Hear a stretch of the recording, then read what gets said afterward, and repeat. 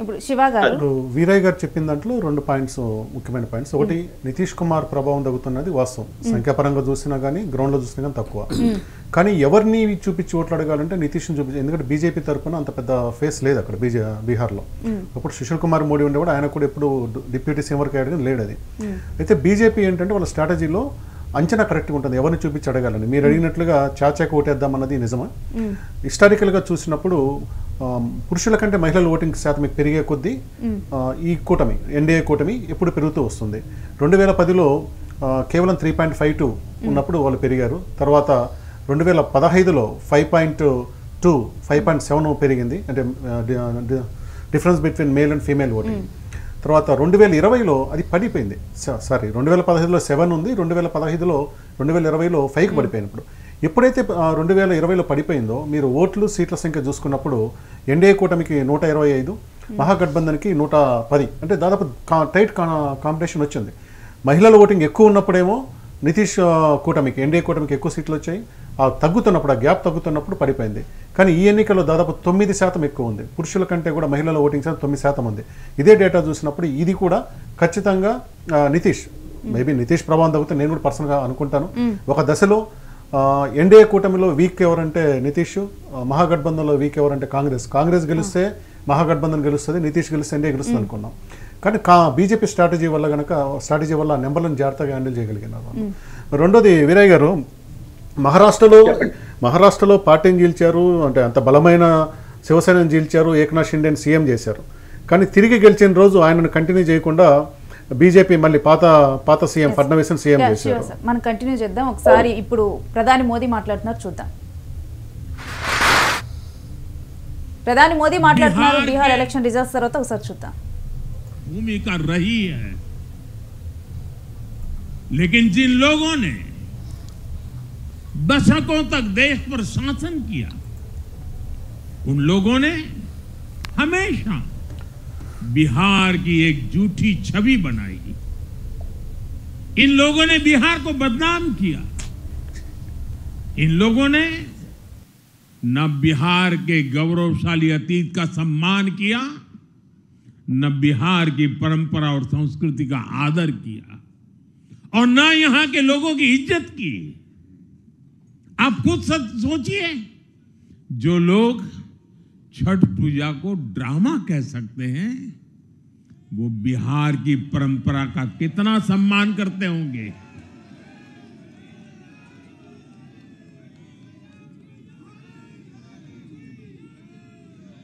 और इनकी हेकड़ी देखिए साथियों, छठी मैया से कांग्रेस आरजेडी ने आज तक माफी नहीं मांगी,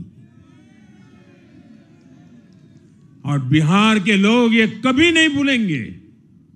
साथियों, बिहार की आन बान शान, ये हमारी प्राथमिकता है।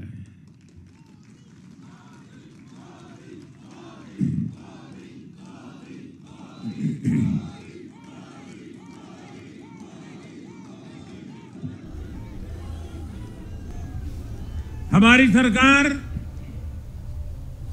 ఎస్ శివ గారు ప్లీజ్ కంటిన్యూ.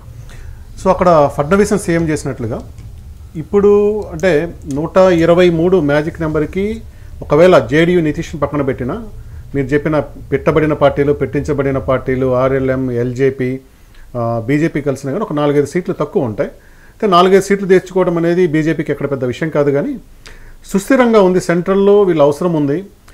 సరే, వీళ్ళని పార్టీలను చీల్చి కంటిన్యూ చేయాల్సినంత రిస్క్ వీళ్ళు చేయాల్సిన అవసరం ఏముంది?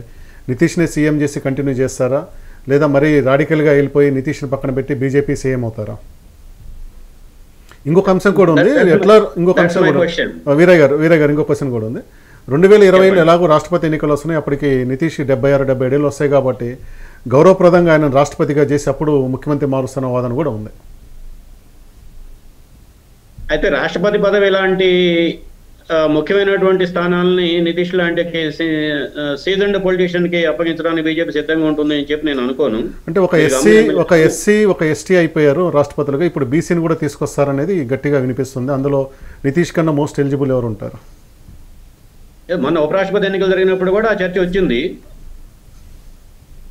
నితీష్ కుమార్ని ఉపరాష్ట్రపతిగా ప్రమోట్ చేసి తర్వాత బీహార్ అసెంబ్లీలో కొత్త ఫేస్ని తీసుకొస్తారని చర్చ కూడా వచ్చింది. We are not ruling out anything. అయితే 74, 77 ప్రాంతంలో రాష్ట్రపతిగా వచ్చిన తర్వాత ఆయన పెద్దగా చేయగలిగేది కూడా ఉండదు. సో ఆ యాంగిల్ హెల్త్ రీత్యా చూసుకున్నప్పుడు కూడా it is doubtful that they would be recommending, వాళ్ళు రాష్ట్రపతిగా నితీష్ని రికమెండ్ చేస్తారా అన్నది నాకు అనిపించడం. అంటే బీహార్లో ఒక ఉదాహరణ నితీషే సెట్ చేస్తున్నాడు.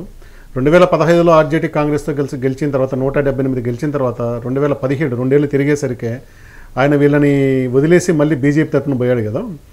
మరి ఒకవేళ బీజేపీ తను మోడీ లక్ష్యం ఏముంటుందంటే ప్రతి రాష్ట్రంలో తమ సీఎం ఉండాలన్న లక్ష్యంతో ఉన్నారు, ఇక్కడ దగ్గరలో ఉన్నారు. మరి ఈయన దించేసి అవసరమైతే జేడీయూని తీల్చట ఆర్జేడీని కలుపుకొని కొత్తగా సీఎం చేసే అవకాశం ఉందా? ఎందుకంటే ఇది నితీష్ అక్కడ చేస్తున్నాడు, అక్కడ నితీష్ ఆల్రెడీ చేస్తున్నాడు కాబట్టి ఇక్కడ నైతికత అనే సమస్య లేదు. అక్కడ ఇక్కడ నేను నైతికత గురించి మాట్లాడటం లేదు, నాకు ఆ డౌట్ ఉంది కాబట్టి నేను ఆ ప్రశ్న లేవనెత్తాను. మీరు అన్నది 100% జరిగే అవకాశం ఉంది. నేను ఎక్కడ మీతో విభేదిస్తున్నాను అంటే ఆ స్థానం ఖాళీ చేయించడం కోసం ఈయన్ని రాష్ట్రపతిగా ప్రమోట్ చేసే అవకాశం ఉందన్న వరకే నేను విభేదిస్తున్నాను. రెండవది, మైనారిటీ గవర్నమెంట్లు నడపడం బీజేపీ కొత్త ఏం కాదు. మీరన్న 4, 5, 6 సీట్ల కోసం ఎంఐఎం లాంటి పార్టీలు, ఇంకా అక్కడ స్థానికంగా ఉన్నటువంటి పార్టీలు ఉన్నాయి. ఆ 3, 4 సీట్ల స్థానాలని పెద్దగా భర్తీ చేసుకోవడం కాంగ్రెస్ మూకుమ్మడిపోయి విలీనం అయిపోతారు. నితీష్ కుమార్ పార్టీని చీల్చొచ్చు కదా, ఎవరైనా చీల్చొచ్చు, వాళ్ళని చీల్చకుండా కూడా చేసుకోవడం. ఆ కెపాసిటీస్ అన్నీ ఉన్నాయి కాబట్టి ఇప్పుడు బీహార్ ఎన్నికల వరకు జరగడం ఒక ఎత్తు, ఎన్నికల అనంతరం జరగబోయే ప్రభుత్వం ఏర్పాటు క్రమంలో జరిగే కసరత్తులు, ఎత్తులు, జిత్తులు మరింత ఆసక్తికరమైనటువంటి రాజకీయాలుగా తెరదేయబోతున్నాయి అనేది నా అంచనా. అంటే ఒకవేళ మీరు చెప్పిన పరిణామాలే గనక ఉంటే 2027 కన్నా కానీ ముందర ఇప్పుడే కనుక నితీష్ కాకుండా సీఎం బీజేపీ నుంచి అయితే ఈ ఎఫెక్ట్ కూడా నెక్స్ట్ తమిళనాడు వీటి మీద పడుతుంది నెక్స్ట్ రాబోయే ప్లేసెస్ లో అన్నది వాదన మీరేమంటారు? అది డిఫరెంట్ కాంటెస్ట్. అంటే ఇక్కడ నితీష్ని కాదండి, మరి నితీష్ ఆర్జేడీ కాంగ్రెస్తో కలుస్తారంటే వాళ్ళందరూ కలిసినా కానీ సీట్లు సరిపోవు, వాళ్ళందరూ కలిసినా కానీ గవర్నర్ వాళ్ళని ఆహ్వానించారు ప్రభుత్వ ఏర్పాటుకి, కాబట్టి అవకాశం లేదు. అయితే ఇక్కడ నాకు ఒక పాయింట్, మీరు అడిగిన ప్రశ్నకి I want supplement that Veeraiah garu చెప్పిన దాన్ని. ఇప్పుడు బీజేపీకి సుశీల్ కుమార్ మోడీ పోయిన తర్వాత ఫేస్ లేరు, బట్ నంబర్స్ ఉన్నాయి. They want a face. LJP Chirag Paswan central గవర్నమెంట్లో ఉన్నారు, అండ్ వాళ్ళ father highly reputed politician Ram Vilasji Paswan, and then Chirag Paswan ఒక యూత్ లీడర్, యూత్ ఐకాన్గా ఉన్నారు. అర్జెంటుగా బీజేపీ కాకపోయినా అతనికి నేతృత్వం పగ్గాలు అప్పచెప్పి. మధ్యప్రదేశ్లో సీఎం ఎవరు సార్? మధ్యప్రదేశ్లో అది మీ సమస్య, నా సమస్య కాదు. బీజేపీ సీఎం చేయాలనుకుంటే ఆయన పెద్ద ఫేస్ కావాల్సిన అవసరమే లేదు.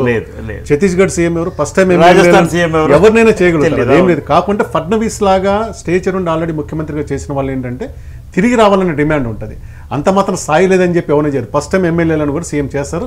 బీజేపీ గుజరాత్లో కూడా చేస్తుంది అది.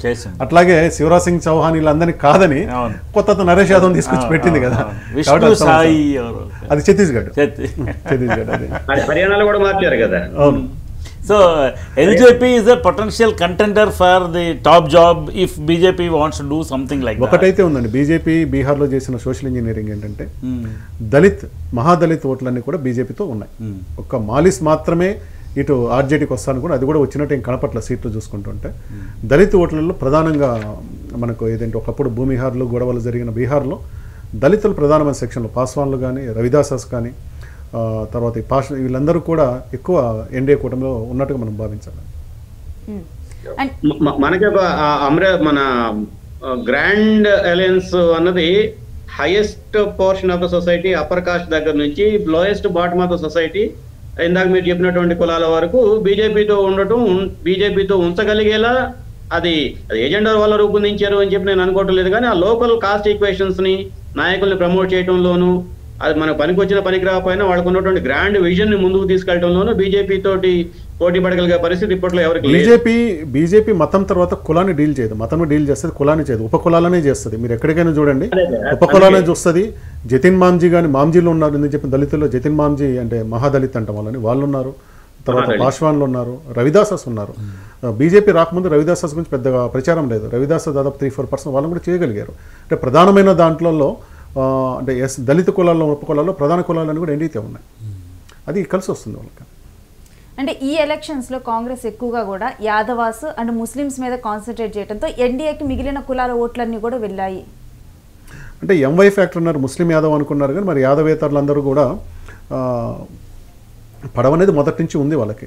ఇప్పుడు ఒక కులాన్ని తీసుకుంటే మిగిలిన బీసీలు అందరూ కూడా, ఇప్పుడు మీకు అక్కడ హర్యానాలో చూడండి, హర్యానాలో ఎక్కడైతే ఉన్నారో మిగిలిన నాన్ బీసీలు అందరినీ కూడా అక్కడ తీసుకొచ్చి పెట్టారు. అది చాలా ఈజీ. అంటే మీరు ఒక కులం ఓట్లు వస్తాయనుకున్నప్పుడు ఆ కులానికి సమాజంలో ప్రత్యర్థులు కాకపోయినా కానీ ఇతర సంఖ్యాపరంగా ఉన్న చిన్న చిన్న కులాలన్నీ ఏకం చేయడంలో బీజేపీ ఎప్పుడు కూడా సక్సెస్. ముఖ్యంగా ఓబీసీ, ఈబీసీ, ఎస్సీ ఈ మూడు కూడా మేజర్ రోల్ ప్లే చేశాయి. నెక్స్ట్ యాదవాస్ కూడా ప్లే చేశారు. యాదవాస్ కొన్ని చోట్ల కాన్సన్ట్రేటెడ్గా ఉన్నారు, సో అన్ని చోట్ల లేరు. రాష్ట్ర ఫలితాన్ని మొత్తాన్ని ప్రభావితం చేసే పరిస్థితులు లేరు. బీజేపీ వైపు కనుక మనం చూస్తే వీళ్ళు ప్రభావితం చేశారు. లేరు, బీజేపీ వైపు ఉండకపోవచ్చు, వాళ్ళు ఆర్జేడీకే పడి ఉంటాయి వాళ్ళకి. పెరిగిన ఓటింగ్ లో కూడా అది కనిపిస్తోంది కదా, 15% నుంచి 22% పెరిగింది, 7% పెరిగింది ఆర్జేడీకి. సో కాబట్టి ఆర్జేడీ ఓట్ బ్యాంక్ కనుక మైనస్ అయ్యి ఉంటే ఇంత పర్సెంటేజ్ వచ్చే అవకాశం లేదు. అంటే ఈ ఎలక్షన్స్ మొత్తం కూడా మోడీ వర్సెస్ రాహుల్ అన్నట్లుగా కూడా ప్రమోట్ అయింది. ఇప్పుడు తేజస్వి యాదవ్ బ్యానర్ చూసినా కానీ ఒకవైపు ఇక్కడ ఎన్డీఏ ఎలా మోడీ ఫోటోను ఉపయోగించిందో అలాగా రాహుల్ ఫోటోను ఉపయోగించారు. రాహులే మైనస్ అయ్యారు. అందుకే కాంగ్రెస్ అధ్వాన స్థితే ఇప్పుడు మహాగఠబంధన్కి వచ్చిన పరిస్థితి. అంటే మనం ఒక రాజకీయ పార్టీని తక్కువ చేసి మాట్లాడకూడదు, కానీ బీజేపీ సోషల్ మీడియా ఎప్పుడో జోక్ చేస్తుంటుంది. ఒక నెల కిందట పోటాపోటీగా ఉంది ఎవరు గెలుస్తారని ఉన్నప్పుడు బీజేపీ సోషల్ మీడియాలో పెట్టేవాళ్ళు అనమాట, మా స్టార్ క్యాంపెయినర్ ఇంకా రాలేదు, మా క్యాంపెయినర్ వచ్చిన తర్వాత మాకు వస్తుందిలే అనుకునేవాళ్ళు. జనరల్గా మీరు ఏమనుకుంటారు, బీజేపీ స్టార్ క్యాంపెయినర్ అంటే మోడీనో అమిత్ షా అనుకుంటారు, కానీ వాళ్ళు చెప్పి మా స్టార్ క్యాంపెయినర్ రాహుల్ గాంధీ వచ్చిన తర్వాత పరిస్థితి మాకు అనుకూలంగా వస్తాం చేస్తారు. మనం అంటే ఆయన తక్కువ చేయాల్సిన అవసరం లేదు, కానీ that's how Modi versus Rahul జరిగిన ప్రతి చోట కూడా మోడీనే గెలుస్తా బహుశా చెప్పకపోయినా గతంలో గెలిచాడు. మోడీ వర్సెస్ దీదీ జరిగిన దగ్గర మమతా గెలిచింది. ఎక్కడైతే మోడీ వర్సెస్ సిద్ధరామయ్య గెలిచిన దగ్గర సిద్ధరామయ్య గెలిచాడు. అంటే మోడీ వర్సెస్ అసలు మోడీ స్ట్రాటజీ రాంగ్. అది ఫస్ట్ ఆయన ఏంటంటే ఎక్కడ పోయినా ఈవెన్ కర్ణాటక 2018 కర్ణాటక ఎన్నికల్లో కూడా నన్ను చూసి ఓట్లేమన్నాడు. ఆయన యడ్యూరప్ప తర్వాత ఆడున్న సీనియర్ నాయకులను లేకుండా ఆయన ఒక్కడే సూర్యతేజ్ అని ఈరోజు ఎంపీ పెట్టుకొని ర్యాలీలు చేశాడు బెంగళూరులో. అక్కడ వాళ్ళు ఓడిపోయినారు. ఎప్పుడు దాన్ని మార్చుకుంటూ వచ్చారు. వాళ్ళు వీలైనంత వరకు మోడీ వర్సెస్ రాహుల్ చేయాలనుకున్నారు. రాహుల్ గాంధీ కాకుండా రాష్ట్రాలలో బలమైన నాయకుడు అక్కడ సిద్ధరామయ్య కానీ మమతా ఉన్న దగ్గర వాళ్ళు గెలవగలిగారు.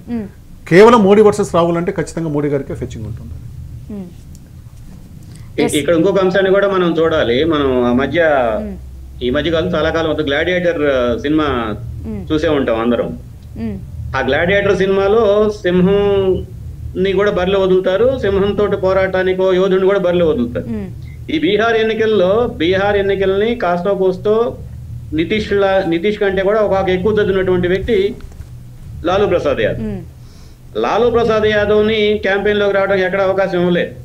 ఆయన జైల్లో పెట్టారు, కేసులు పెట్టారు, రకరకాల విచారణలు, డే టు డే విచారణలకి మీరు గమనించి ఉంటే ఎన్నికల నోటిఫికేషన్ రావడానికంటే 15 రోజుల ముందు ఆ లాలూ ప్రసాద్ యాదవ్ దానా కుంభకోణం మీద జరుగుతున్నటువంటి కేసులు డే టు డే హియరింగ్ పెట్టారు. దాని మీద ఆయన పిటిషన్ వేసుకున్నాడు హైకోర్టులో, ఆ సుప్రీంకోర్టులో పిటిషన్ వేశాడు. డే టు డే హియరింగ్ పెడితే నాకు కావాల్సినటువంటి కనీసం ఎన్నికల మేనేజ్మెంట్ లోను కనీసం ఎన్నికల గైడెన్స్ లో నేను ఇచ్చే అవకాశం ఉండదు అనేది ఆయనకు ఉన్నటువంటి పిటిషన్ వెనుకున్న సారాంశం. కానీ సుప్రీంకోర్టు కూడా ఆ పిటిషన్ అంగీకరించలేదు. సో ఎదురుగా సింహం లేనప్పుడు ఎవరైనా కత్తిడాలు పట్టుకుని ఊపుతాం. ఆ లోపాన్ని కూడా మనం దృష్టిలో పెట్టుకోవాలి. రెండోది మోడీ రాహుల్ గాంధీ అన్న క్రాస్ కంపారిజన్ ఈ ఎన్నికల్లో అంత ఎక్కువగా వచ్చిందని చెప్పి అనుకోవట్లేదు. ఇందాక స్టార్టింగ్ లో మన డిస్కషన్ లో కూడా మనం మాట్లాడుకున్నది చాచాని ముందు పెట్టి ఆఖరిసారి ఓటేయండి చాచాకి బాబాయికి అన్న క్యాంపెయిన్ ఎక్కువ జరిగింది తప్ప మోడీని తీసుకొచ్చి అన్ని ఎక్కువ నంబర్ ఆఫ్ ర్యాలీస్ కూడా మీరు గతంలో పోలిస్తే 2020, 2015తో పోల్చినప్పుడు నంబర్ ఆఫ్ ర్యాలీస్ కూడా మోడీ అంతగా అటెండ్ చేయలేదు. అయితే ఈ ఓటు నితీష్ కి ఫేర్వెల్ లాంటిదా? ఈ ఓట్లు నితీష్ కి ఫేవరా కాదా అని చెప్పి నితీష్ కి కాదు. ఎందుకంటే 23% నుంచి దాదాపు 4.5% ఓటింగ్ పోగొట్టుకున్నాడు నితీష్ వ్యక్తిగతంగా చూస్తున్నప్పుడు. అంటే ప్రశ్న ఈ ఎన్నిక నితీష్ కి ఫేర్వెలా?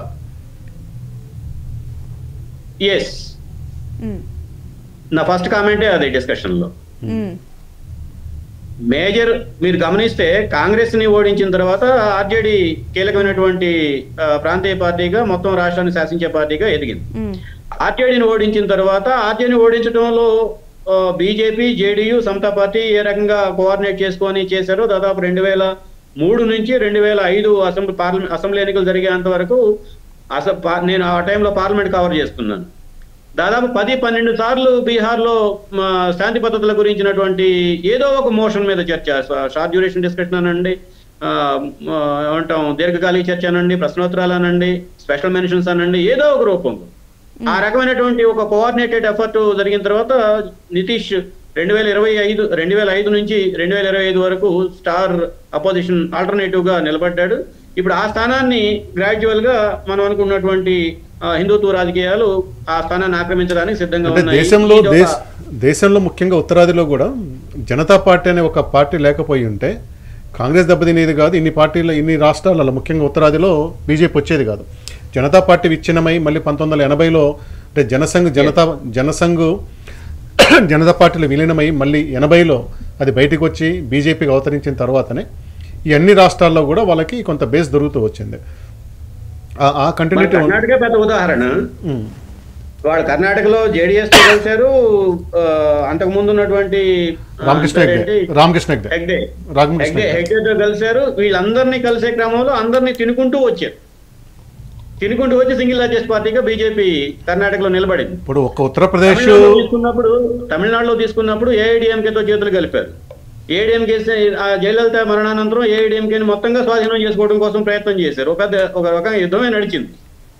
ఇప్పుడు మళ్ళా ఏఐడిఎంకే తోటి ఏదో పార్లమెంట్ ఎన్నికల వరకే పోతుంటది, అసెంబ్లీ ఎన్నికలకు పోతుండదు, రకరకాల పద్ధతుల్లో ఇఫ్స్ అండ్ బట్స్ తోటి గేమ్స్ ఆడుతూ ఉన్నారు కదా. ఇది ఒక మన పంజాబ్ లో అకాలీదళం చూసుకున్న అదే పరిస్థితి, జమ్మూ కాశ్మీర్ లో ముఫ్తీ మహమ్మద్ సయీద్ని చూసుకున్న అదే పరిస్థితి. సో ప్రాంతీయ పార్టీలని ముందుగా ఒక తాము జొరబట్టడానికి కావాల్సినటువంటి చదువు చేసి సిద్ధం చేయడానికి ప్రాంతీయ పార్టీలు ఉపయోగపడుతున్నాయి. ఆ సిద్ధం చేసినటువంటి పొలంలో విత్తనాలు చల్లుకోవడానికి బీజేపీ వస్తుంది. సాయి రాజేష్ గారు, ఈ ఓటమి తర్వాత అసలు కాంగ్రెస్ సరి చేసుకోవాల్సిన అంశాలు కానీ చూసుకోవాల్సిన అంశాలు ఏంటి? చాలా ఉన్నాయి. మహాసముద్రం లాంటి ప్రశ్న ఇది. ఎందుకంటే Congress party it has lost its base. Congress సరి చూసుకోవాల్సిన వ్యవహారం అసలు మొదటి నుంచి ఉన్నది వాళ్ళకి. అంటే ఒక్కటి ఇక్కడ నాయకత్వం మారాలా? నాయకత్వం మారాలి. గాంధీ ఫ్యామిలీస్ని పక్కన పెట్టేస్తే కాంగ్రెస్కి వాళ్ళే అసెట్, వాళ్ళే liability. So Congress cannot do with or without them. ఇప్పుడు అది సిచ్యువేషన్. అంచేత అది కాదు, they have to change their strategy and కొంచెం గ్రౌండ్ లెవెల్లో పనిచేయాలి. ఈ టైఅప్లు, కాంగ్రెస్ ఒకప్పుడు దేశం మొత్తాన్ని వెళ్ళిన పార్టీ, ఈ టైఅప్లు ఎందుకు? ఆయన చెప్పినట్టుగా బీజేపీ వాడు సిస్టమేటిక్గా వచ్చి మింగేస్తుంటే కాంగ్రెస్ తనలో తను చెదలాగా తను మింగేసింది. ఉదాహరణకి జగన్మోహన్ రెడ్డి అరెస్టు, ఆ తర్వాత అశోక్ చవాన్ మహారాష్ట్రలో చీఫ్ మినిస్టర్గా పనిచేశాడు, ఆయన మీద ఆదర్శ స్కామ్ పెట్టి అతను అరెస్టు. అసలు వాళ్ళకి సపోర్ట్ ఇచ్చి వాళ్ళని భుజం మీద మోస్తున్న డిఎంకే మొత్తాన్ని బదనాం చేస్తారు. అదే సార్, అవినీతికి వ్యతిరేకంగా అవినీతి ఆరోపణలు వచ్చిన అరెస్ట్ చేయించారు కదా. అవినీతి ఆరోపణలు వచ్చిన వాళ్ళని అరెస్ట్ చేశారు. ఇప్పటి వరకు చివరికి ఏ రాజా ఈజ్ ఎగ్జోనరేటెడ్. అసలు కనిమొళి, సురేష్ కల్మాడి లాంటి టాప్ పీపుల్ అరెస్ట్ చేసినప్పుడు మరి అవినీతికి వ్యతిరేకంగా పనిచేసింది. అవినీతి వ్యతిరేకంగా పనిచేస్తున్నాం అనే పోస్చరింగ్ కోసం వాళ్ళు ఈ హడావిడిలో వాళ్ళని భుజాల మీద మోస్తున్న వాళ్ళందరినీ తొక్కుకుంటూ వెళ్ళిపోయారు. అంచేత they lost their base in many states which have stood by them. ఒక దశలో దేశం అంతా జనతా పార్టీకి సపోర్ట్ చేస్తే ఆంధ్రప్రదేశ్, కంబైన్డ్ ఆంధ్రప్రదేశ్లో 41 సీట్లు వచ్చినాయి. అలాగ మోసిన పార్టీ ప్రజల్ని అన్ని రకాలుగా వాళ్ళ మనోభావాలు వాళ్ళకి చేతనైన పద్ధతుల్లో వాళ్ళని హింస పెట్టేసి అవమానం చేసేసి ప్రజల్ని ఒక కాండిసెండింగ్ యాటిట్యూడ్లో మేము తప్ప మీకు దిక్కులేదు అన్న టైప్లో బిహేవ్ చేస్తే ఎవరి స్థాయిలో వాళ్ళు తిరగబడ్డారు. ఇప్పుడు ఆంధ్రాలో మళ్ళీ కాంగ్రెస్ పార్టీ వస్తుందా ఎప్పుడన్నా? మీకు బాగా అనుభవం ఉంది కదా, మీరు చెప్పండి. వేరే గారు మీరు చెప్పండి. ఆంధ్రాలో అసలు కాంగ్రెస్ పార్టీ రాబోయే 10 సంవత్సరాల్లో మళ్ళీ ఏమైనా వస్తుందా? ఓకే, తెలుగుదేశం ఇంకొక స్ట్రీక్ కూడా కొనసాగించింది అనుకుందాం. ఆయన చిన్న ముసలివాడు కాదు కదా Jaganmohan Reddy. He will wait for his opportunity. ఆంధ్రాలో అసలు కాంగ్రెస్ పుంజుకుంటుందా? So Congress party first it has to drink, consume that anti termite medicine. అంటే అప్పుడు వాళ్ళకి కొంత సోయి వస్తుందేమో అనేది నా అభిప్రాయం. వీళ్ళు రాహుల్ గాంధీ గారు ఎన్ని వ్యాలిడ్ పాయింట్లు మాట్లాడినా, ఆయన పప్పు నుంచి బిర్యానీ అయిపోయినా ఈ ఇంటర్నల్ 10 మందిని కలుపుకొని, ఉదాహరణకి మీకు వచ్చిన ప్రశ్న అడుగుతాను నేను. ఓటు చోరీ గురించి మాట్లాడాం, మీకు చాలా విషయం చెప్పాను నేను. ఆంధ్రాలో ఓటు చోరీ జరిగింది అనే అభిప్రాయాన్ని ఒక విజిల్ బ్లోయర్ రైజ్ చేశాడు. 12.5% ఏదో వచ్చిందని. అది నిజమా అబద్ధం అనే దాని జోలికి నేను పోవడం లేదు. నేను I don't want to annoy Telugu Desam by saying that they have won in a fraudulent manner, no. కానీ ఇప్పుడు జగన్మోహన్ రెడ్డి గారు ఆ అనుమానంతో కలిగి ఉన్నాడు కదా. ఈ ఓటు చోరీ గురించి బీహార్లో జరుగుతుంది, హర్యానాలో జరుగుతుంది, ఇంకెక్కడ మడగాస్కర్లో జరుగుతుంది అనే బదులు, అంత పెద్ద రాష్ట్రం ఆంధ్రప్రదేశ్ 175 మంది 25 మంది ఎంపీలు ఉన్న రాష్ట్రం, అక్కడ కూడా ఓటు చోరీ జరిగిందని రాహుల్ గాంధీ అంటే అతనికి ఏమైనా సొమ్ము ఊడిపోతుందా?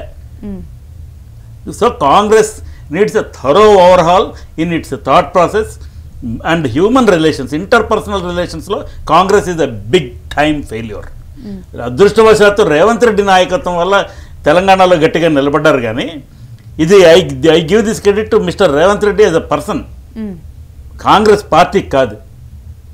వీళ్ళందరూ రేవంత్ రెడ్డి గారి లైన్ తీసుకొని ప్రచారం చేస్తున్నారా? ఏదైనా పని ఆయన ఏదైనా ఒక పాలసీ అనౌన్స్ చేస్తే మిగతా వాళ్ళందరూ కాంగ్రెస్లో చొక్కాలు చించుకొని ముందుకు వచ్చి మాట్లాడుతున్నారా? ఎవరు మాట్లాడడం లేదు. అందరూ నన్నంటుకు ఒక నామాలు కాకి అన్నట్టు ఉంటారు. బట్ స్టిల్ రేవంత్ రెడ్డి పర్సనల్గా ఉండి he's the binding factor for all these things. అది సక్సెస్ఫుల్గా ఒక తెలంగాణలో జరిగింది. కానీ ఇంకెక్కడైనా సరే Congress they need to seriously introspect themselves. అవతల మోడీ ప్రపంచం పెరిగిపోతుంటే అతనికి 75 ఏళ్ళు వచ్చేస్తున్నాయి, దాటిపోయాయి అనుకుంటా. సో అతన్ని ఎదుర్కోలేకపోతున్నారంటే 20 ఏళ్ళ బట్టి 15 ఏళ్ళ బట్టి ఇలా చతికిలు పడిపోయారంటే కరెక్ట్గా 15 ఏళ్ల కింద చేసిన వాళ్ళు చేసిన మిస్టేక్స్, వాళ్ళకి మెజారిటీ తీసుకొచ్చే గ్లామర్ ఉన్న ఫేస్ ఉన్న లీడర్ని ప్రతి దగ్గర జైల్లో పెట్టేశారు. పాపులారిటీ వాళ్ళ గవర్నమెంట్కి ఆక్సిజన్ అందించిన డిఎంకేనే సిలిండర్ కన్నం కొట్టేశారు. What kind of a party it is? This is a problem. Except mister Revanth Reddy and his setting in Telangana, I don't think Congress వాళ్ళకి నేషనల్ అవుట్లుక్ మనం ఎదురుకుండా మనకి భీష్మాచార్యులు లాంటి వాడు ఉన్నాడు, అతను ఎదుర్కోవాలనే సోయి లేదు వీళ్ళకి. ఒక్కడి క్వశ్చన్ మీకు అడిగింది. ఇప్పుడు ఇందనకి వీరయ్య గారు చెప్పినట్టుగా బీజేపీతో ఎవరైతే స్నేహం చేస్తారో కాలక్రమంలో వాళ్ళు బీజేపీలో కలిసిపోతారు, లేక మట్టిలో కలిసిపోతారు. చాలా పార్టీలు చూపించారు. అయినా కానీ ఎందుకు చాలా రాష్ట్రాల్లో బీజేపీతో అలయన్స్లో పోతున్నారు? ఎందుకంటే కాంగ్రెస్తో ఎవరన్నా కలిసి కాంగ్రెస్ కాదు స్వతంత్రంగా. ఎందుకంటే దానికి సమాధానమే చెప్తున్నాను నేను. కాంగ్రెస్తో ఎవరన్నా కలిసి పనిచేస్తే వాడు పేరు ముందర ఒక ప్రిఫిక్స్ పెట్టుకుని కాంగ్రెస్ అని వాడు వెళ్ళిపోతాడు. NCP, Trinamool, YCP, you take any party, Congress. నేను అడుగుతుంది ప్రాంతీయ పార్టీలు కొన్ని పొత్తు పెట్టుకున్నాయి అనుకోండి. సో కాంగ్రెస్తో ఫ్రెండ్షిప్ చేసి కాంగ్రెస్లో ఉంటే, కాంగ్రెస్తో కలిసి ఉంటే ఇలాంటి పరిణామం, కాంగ్రెస్ అంతర్గతంగా ఇంప్లోజన్ వల్ల ఇలా విచ్ఛిన్నం అవుతుంది. అదే బీజేపీ దగ్గరికి వచ్చేటప్పటికి బీజేపీతో పొత్తు పెట్టుకున్న ప్రాంతీయ పార్టీలు అయితే బీజేపీ వాడు మింగేస్తాడు. He's a big businessman, big time businessman. ఎలాగొచ్చాయి మన గంగవరం పోర్టు, బాంబే ఎయిర్పోర్టు, వీటిలాగా అదాని టైప్ అనుకోండి బీజేపీ. మింగేస్తారని తెలిసి కూడా ఎందుకు పొత్తు పెట్టుకుంటున్నారు? For their survival. అవును, ఒకసారి సర్వైవ్ అవుతారు, మళ్ళీ 5 ఏళ్ల తర్వాత బీజేపీతో కలిసిపోయారు అనుకోండి, వాళ్ళ పంట కూడా పండుతూ ఉంటుంది కదా. బీజేపీ వాడు అడ్మిట్ చేసుకుని నాశనం చేసాడు. For example Himanta Biswa Sharma was a Congress leader, అతన్ని తీసుకొచ్చి ముఖ్యమంత్రి చేశారు వీళ్ళు. సో సముద్రంలో భౌతికంగామే ధోన అంటే అది సముద్రంలో దానిలో మనం కలిసిపోతే మనకు రావాల్సిన బూటీ మనకు వచ్చేస్తుంది. ఈ బెనిఫిట్ దృష్టిలో పెట్టుకుని లేదు, ఇంటర్నల్గా వాళ్ళతో చేయి కలుపుకొని కొట్లాడిన తర్వాత వాడు సర్వనాశనం అయిపోతాడు. సర్వనాశనం అయిపోయిన తర్వాత వీళ్ళకి దయ కలిగితే మళ్ళీ వాడి దగ్గరికి వెళ్ళి తీసుకొస్తారు. చంద్రబాబు నాయుడు గారి కేసు తీసుకోండి, అతను సర్వనాశనం అయిపోయాడు 23 సీట్లతో. మళ్ళీ వారికి మీరు రెండని పిలిచారు, లేకపోతే ఈయనే వెళ్ళారు అడిగారు, మొత్తానికి ఆ టైప్ అయింది. ఆయన మళ్ళీ ఇప్పుడు చూసాడు బ్రహ్మాండమైన మెజార్టీతో 164 వచ్చింది. So BJP is an acquirer, Armageddon, Godzilla. So this is the kind of అంటే పార్టీలో ఉన్న విధి విధానాలు కానీ దాంట్లో ప్లస్లు మైనస్లు చూస్తున్నాం మనం. ఒకసారి కనుక ఇప్పుడు ఈ ఎలక్షన్స్లో కనుక ఒక్కసారి కనుక ఘన విజయానికి కారణమైనవి, ఇటు ఓటమికి కారణమైన ఒకసారి కనుక చూస్తే మనం ఇది క్లోజ్ చేయొచ్చు. ఎందుకంటే సో ఇంపార్టెంట్వి సో ఇప్పుడు కనుక చూస్తే ఇందులో జంగిల్ రాజ్ అనే కాన్సెప్ట్ వల్ల కూడా ఈ అంశాన్ని జనాల్లోకి తీసుకొని వెళ్ళటం వల్ల బీజేపీ ఇంత మెజారిటీ సాధించింది. జంగిల్ రాజ్ అనేది కేవలము బీజేపీ ప్రసంగంలో ఉంటుంది, కానీ బీహార్లో జంగిల్ రాజ్ అంటే ఏంటో తెలియదు. రెండో పాయింట్ కూడా ఏంటంటే లాలూ యాదవ్ సంబంధించిన పశుగ్రాసం దానా కుంభకోణం అరెస్ట్ అయినా ఐ థింక్ అది 370 కోట్లు ఎంత ఆరోపణ. అది ఇప్పుడున్న 3 లక్షల కోట్లు 4 లక్షల కోట్లు చూస్తే దాన్ని అసలు కుంభకోణం అనుకునే వాళ్ళు లేరు. లాలూ యాదవ్ సంబంధించి ఒక పాజిటివ్ పాయింట్ చెప్పాలి అంటే ఆ రోజు సమాజం మీకు అటు మధ్యప్రదేశ్ కానీ ఉత్తరప్రదేశ్లో కానీ ఇక్కడ ఉన్న బాహుబలీలు డాన్స్ తర్వాత బందిపోట్లు వీళ్ళందరూ ఉన్న దాంట్లో ఆయన ఒక రకంగా రాష్ట్రాన్ని కాపాడుకోగలిగారు. 2005 వరకు కూడా లేదంటే 2000 సంవత్సరం వరకు కూడా బీహార్ నుంచి ఇన్ని వలసలు లేవు, బయటికి బీహార్ నుంచి ఇన్ని వలసలు లేవు. ఒక రకంగా చెప్పాలంటే 2004 తర్వాతనే అది నేను నితీష్ మీదను బీజేపీ మీద బ్లేమ్ అయ్యాను. ఎక్కడైతే ఇందని వీరయ్య గారు చెప్పిన అభివృద్ధి సాయిశేఖర్ గారు చెప్పున్నారు, జంషెడ్పూర్లో మొదటి నుంచి అక్కడ ఉన్నది కదా, అది కంటిన్యూ కాలేదు. ఎందుకంటే మనకు ఆ రోజు ఉమ్మడి బీహార్లో మినరల్స్ జార్ఖండ్, రాంచీ, ధనబాదు అందరూ గ్యాంగ్స్ ఆఫ్ వసీపూర్ ఏని చూస్తుంటారు కదా, కోల్ మైన్స్, మినరల్స్ అన్నీ ఉన్నాయి కదా. అలాంటి రాష్ట్రం అభివృద్ధి కాలేదు, అక్కడ కొత్త ఇండస్ట్రీస్ రాలేదు. దానికి తర్వాత వచ్చిన ప్రభుత్వాల కారణం అక్కడి నుంచి మీకు వలసలు పెరుగుతూ వస్తున్నాయి అనమాట. కాబట్టి లాలూ టైంలో వలసలు లేవు, లాలూ టైంలో లేవు అంటే ఖచ్చితంగా ఉన్నాయి. అదే సమయంలో మధ్యప్రదేశ్, ఉత్తరప్రదేశ్లో ఎలాంటి డాన్స్ ఉన్నారు, ఎలాంటి బాహుబలి ఉన్నారు మనకు తెలుసు. అది ఈ రోజు జనరేషన్కి జంగిల్ రాజ్ అన్న పదం తెలియదు, జంగిల్ రాజ్ అని చూడలేదు. ప్లస్ ఇప్పుడు కూడా చెప్తున్న దాంట్లో ఫస్ట్ టైం ఓటర్స్లో ఎక్కువ మహాగఠబంధన్ పడ్డాయని చెప్పి చెప్తున్నారు. కాబట్టి అది కారణంగా అది కేవలం అది జంగిల్ రాజ్ అనేది ఒక రాజకీయ ప్రచారంగా మాత్రమే ఉంటుంది. కేవలం ఇక్కడ అమిత్ షా, మోడీ వాళ్ళ స్ట్రాటజీ ఒక ఫేస్, సరే నితీష్కి చివరి అవకాశం ఇద్దామా అలాంటి స్ట్రాటజీ ఎంచుకోవడం వల్ల వీళ్ళు ఇంత భారీగా గెలవగలుగుతారు. అండ్ వీరయ్య గారు, ఇప్పుడు కాంగ్రెస్కి తక్కువ ఓట్లు రావడానికి ఓట్ చోరీ అంశమే ప్రధాన అజెండాగా ఎంచుకున్నారు. కానీ ఓట్ చోరీని ఒకసారి కనుక జనాల్లోకి తీసుకొని వెళ్ళిన తర్వాత రాహుల్ గాంధీ ప్రచారానికి ఎక్కువగా కూడా రాహుల్ గాంధీ ప్రచారానికి పాల్గొనకపోవటం, లాస్ట్లో కూడా ఈ విధంగా రాహుల్ గాంధీ గివప్ ఇచ్చేస్తుంటారు అనే స్టేట్మెంట్ మీద మీ అభిప్రాయం ఏంటి, మీరేమంటారు? గివప్ ఇచ్చేస్తారు అన్న స్టేట్మెంట్ కరెక్ట్ కాదు.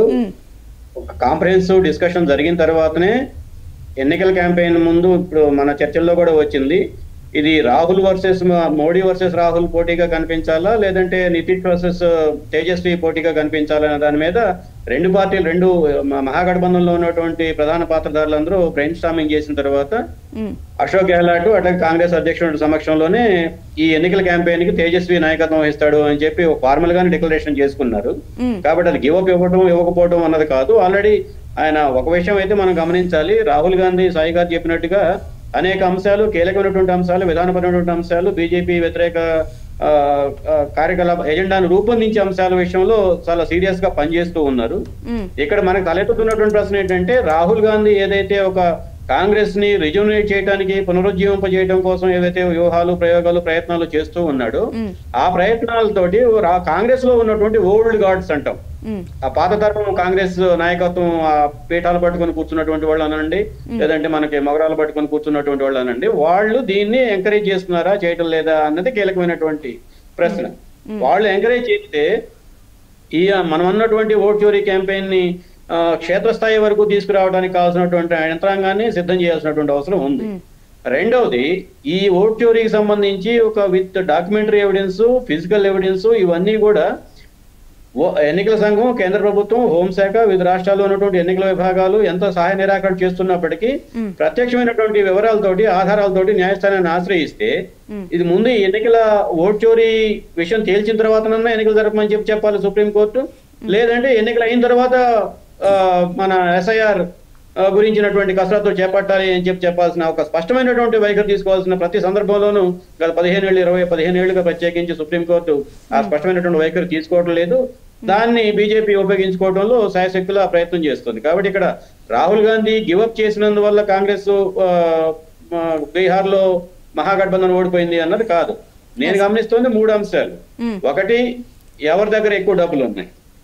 బీజేపీ జేడీయూ దగ్గర దాదాపు 9,000 కోట్ల రూపాయలు ఎన్నికల బాండ్ల ద్వారా సంపాదించినటువంటి డబ్బు ఉంది. కేవలం ఆర్జేడీకి ఇచ్చినటువంటి ఎన్నికల నిధులు, సేకరించిన ఎన్నికల నిధులు, సేకరించుకోగలిగిన ఎన్నికల నిధులు కేవలం 74 కోట్ల రూపాయలు. ఈ తేడాని ఒకటి గమనించాలి. రెండవది, 10,000 రూపాయలు మహిళలకి పథకం. మూడవది, ఇందా చెప్పినటువంటి కాస్ట్ కోయలిషన్, ఇంద్రధనుసు లాంటి కాస్ట్ కోయలిషన్. నాలుగో మనం చర్చకి అవకాశం రాలేదు, ఓట్ ట్రాన్స్ఫర్. బీజేపీకి ఆర్జేడీకి మధ్య ఉన్నటువంటి బలమైనటువంటి బంధం ఎంత పటిష్టంగా రూపొందింది అంటే ఆ ఓట్ ట్రాన్స్ఫర్ జయప్రదంగా సాగడానికి ఉపయోగపడింది. బీజేపీ ఈ 4 అంశాలు బీజేపీ ఆర్జేడీ అన్నారు, జేడీయూ బీజేపీ జేడీయూ మధ్య ఉన్నటువంటి లాంగ్ టర్మ్ అసోసియేషన్ కానివ్వండి, రిలేషన్ కానివ్వండి. దాదాపు ఇది నితీష్ కుమార్ ఈ మోడీ గారి ప్రభుత్వంలోనే బీజేపీతో చేతులు కలిపినటువంటి వ్యక్తి కాదు. వాజ్పేయి గవర్నమెంట్ నుంచి నితీష్ కుమార్ లో కేంద్ర ప్రభుత్వంలో కేంద్ర మంత్రిగా పనిచేసినట్టు, రైల్వే మినిస్టర్ గా పనిచేసేట్టు. కాబట్టి ఇదంతా దాదాపు ఒక 30-40 సంవత్సరాల పాటు ఆ స్నేహం ఘనీభవించింది. వీళ్ళు ఫ్రెండ్లీ కాంటెస్ట్ అని ఒక 25 సీట్లలో పోటీ చేశారు Congress and RJD. Friendly contest ఏంటంటే ఇట్స్ అన్ ఆక్సిమోరన్. సో వీరయ్య గారు ఫైనల్ క్వశ్చన్, బీహార్ కొట్టాం, నెక్స్ట్ బెంగాల్ అంటున్నారు బీజేపీ. బెంగాల్ ఏమవుతుంది? వచ్చే ఏప్రిల్ మేలో ఉంది, అంటే కరెక్ట్గా 6 నెలల్లో ఉంది. బీహార్ తర్వాత బెంగాల్ మాదే. బీహార్ ని కొట్టినంత తేలిక కాదు బెంగాల్. ఇందాక చెప్పిన గ్లాడియేటర్ ఉదాహరణ. అందుకే అక్కడ బరిలో సింహం ఉంది, ఇక్కడ బరిలో సింహం లేదు. ఏమో ఎస్ఐఆర్ తర్వాత పోలింగ్ పర్సంటేజ్లు మారిపోతాయి, ఓట్లు మారిపోతాయి, చాలా ఉంది కదా. ఆ పాసిబిలిటీస్ ప్రాబబిలిటీస్ అన్ని ఉన్నాయి. దాన్ని ఎస్టాబ్లిష్ చేయాలి అంటే అది న్యాయస్థానం ముందు కానీ ప్రజా న్యాయస్థానంలో కానీ. ఆర్జేడీ కాంగ్రెస్ లాంటి సంస్థాగత బలహీనతలు ఉన్నాయి. మరి తృణమూల కాంగ్రెస్ కూడా అలాంటి సంస్థాగత బలహీనతలు ఉన్నాయా, లేక వాళ్ళు ఇలాంటి ఓట్ చేరిని తర్వాత ఎస్ఐఆర్లో నష్టపోకుండా తీసుకునే కెపాసిటీ, అంటే వాళ్ళకి అలాంటి ఆర్గనైజేషన్ ఉందా? నేను 2 విషయాలు చెప్తున్నాను. ఒకటి, ఆర్జేడీ ఇక్కడ అధికారంలో లేదు, అక్కడ బీహార్లో బెంగాల్లో తృణమూల్ కాంగ్రెస్ అధికారంలో ఉంది. ఒక తేడా. జేడీయూ ఏదైతే ఇన్నోవేటివ్ స్కీమ్స్ తోటి ఎన్నికల ఓటర్లను ప్రలోభపరచుకోవడానికి ప్రయత్నం చేసే అవకాశాలు, శక్తి సామర్థ్యాలు ఉన్నాయో అటువంటి శక్తి సామర్థ్యాలు ఉన్నటువంటి అధికారం టీఎంసీ చేతుల్లో ఉంది. మూడో అంశం, ఆర్జేడీ గత 20 సంవత్సరాలలో అధికారంలో లేకపోవటం వల్ల సాయి గారు చెప్పినట్టుగా గ్రౌండ్ స్థాయి, క్షేత్రస్థాయిలో నిర్మాణం, దాని ఆ సమీకరణ, జనాన్ని పోగు చేయటం, ఆ సామర్థ్యాలన్నీ నిర్మాణ సామర్థ్యాలు తగ్గిపోయినాయి. కానీ 15 ఏళ్లుగా బెంగాల్లో తృణమూల్ కాంగ్రెస్ అధికారంలో ఉంది. కాబట్టి organisational machinery still it works in competition. అది బీజేపీతో పోటాపోటీగా పనిచేయగలిగినటువంటి ఎన్నికల యంత్రాంగం, మిషనరీ ఉంది. బీజేపీ ఆర్జేడీకి ఉన్నటువంటి ఆర్థిక స్తోమత కంటే తృణమూల్ కాంగ్రెస్ కి ఉన్నటువంటి ఆర్థిక స్తోమత ఎక్కువ. కాబట్టి అంత తేలిక కాదు to repeat the same what had happened in Bihar. Shiva గారు, కానీ ప్రజల్లో ఒక సందిగ్ధత ఉంది. సర్వేస్, ఎగ్జిట్ పోల్స్ అవి కరెక్ట్ అయినట్లు అంటే హిట్టా ఫ్లాపా? ఒక్క చాణక్య తప్పితే, చాణక్య కూడా ఫ్లాప్ అనుకోవాలి. ఎక్కువ సర్వేలు గెలుస్తాయని చెప్పారు కానీ ఇలాంటి దాన్ని ఇవ్వలేదు. జనరల్గా ఒక 10 to 15% మార్జిన్ ఉన్నప్పుడు, అంటే 140 వస్తాయని చెప్పి 160 వస్తే ఓకే, అది అది మనం యాక్సెప్ట్ చేయొచ్చు. అంటే యాక్సెస్ మై ఇండియా ప్రదీప్ కూడా ఆయన ఫెయిల్యూర్ అనుకుంటాను. ఇప్పుడు 141 మ్యాక్సిమం ఇచ్చాడు, ఇప్పుడు ఆల్మోస్ట్ 206 వరకు పోతుంటే 60 సీట్లు ఎక్కువ పోయింది. ఇంత సునామీని అంచనా లేకపోయినట్టుగానే గమనించుకోవాలి. అది సర్వేలు అనేది సీరియస్. మనం ఆ రోజు కూడా చెప్పాము, 10-15 వచ్చినందులో 4-5. ఆ సర్వే కంపెనీ ఎవరిది, ఎంతకాలం నుంచి ఉన్నది తెలిసిందని మనం సీరియస్ చూడాలి. పీడిఎఫ్ బేస్ నుంచి వచ్చే సర్వేలను తీసుకోవడానికి లేదు. ఒక టీమ్స్ లేకుండా గ్రౌండ్లో ఒక 3 నెలలు 4 నెలలు పని చేయకుండా ఒక 10 రోజులు తిరిగి వచ్చి చేసే సర్వేలు కొన్నిసార్లు నిజం అవ్వచ్చు, కొన్నిసార్లు ఫెయిల్ అవ్వచ్చు. అందుకే మనం ఈరోజు కూడా Axis My India, C Voter, Times Now ఇలాంటి వాటిని, చాణక్య ఇలాంటి వాటిని కన్సిడర్ చేస్తున్నాం. మిగిలిన వాళ్ళని తర్వాత మనకి ఇక్కడ పీపుల్ పల్స్ వాళ్ళు కూడా 135 ఇచ్చారు. వాళ్ళు ఫస్ట్ టైం బీహార్లో చేశారు. సరే 135 ఇచ్చారు అంటే ఏ సర్వే కూడా మెజారిటీ వస్తుందని చెప్పారు కానీ అది డైరెక్షన్ ఈజ్ రైట్. గెలుస్తుంది అనేది కరెక్టే, కానీ 180 వస్తాయని ఎవరైనా చెప్పుంటే అది కరెక్ట్ అయింది అనుకోవచ్చు. 200కి 180 ఓకే, ఒక 15% అడిట్ ఉంది కాబట్టి అనుకోవచ్చు. కానీ మ్యాక్సిమం నేను చూసిన వాటిలో 141 ఇచ్చున్నారు. కాబట్టి దాదాపు అన్ని ఎగ్జిట్ పోల్స్ ఫెయిల్ అయినట్టుగానే మనం చూడాలి. Same thing happened in 2015 also. ఒక్కళ్ళు కూడా కరెక్ట్ గా అసలు 2015, 2020 రెండు ఫెయిల్. 2015 ఎన్డీఏ గెలిచేసిందని ఇచ్చారు. ఎన్డీటీవీలో ప్రణబరాయ్ కూర్చొని ఫస్ట్ లీడ్ వచ్చేసింది, ఇంకా it's going to be BJP CM అని చెప్పాడు. తర్వాత 2020లో అందరూ కూడా మళ్ళీ ఏమంటారు మహాగఠబంధన్ గెలుస్తుందని చెప్పారు, కానీ అక్కడ అంత రివర్స్, అదంతా ఫెయిల్. బీహార్లో సక్సెస్ రేట్ 35% ఉంది. థ్యాంక్ యూ శివ గారు, థ్యాంక్ యూ సాయి కృష్ణ గారు, అండ్ థ్యాంక్ యూ వీరయ్య గారు జాయినింగ్ విత్ us. 3 సార్లు పేరు మార్చారు నాకు. Thank you.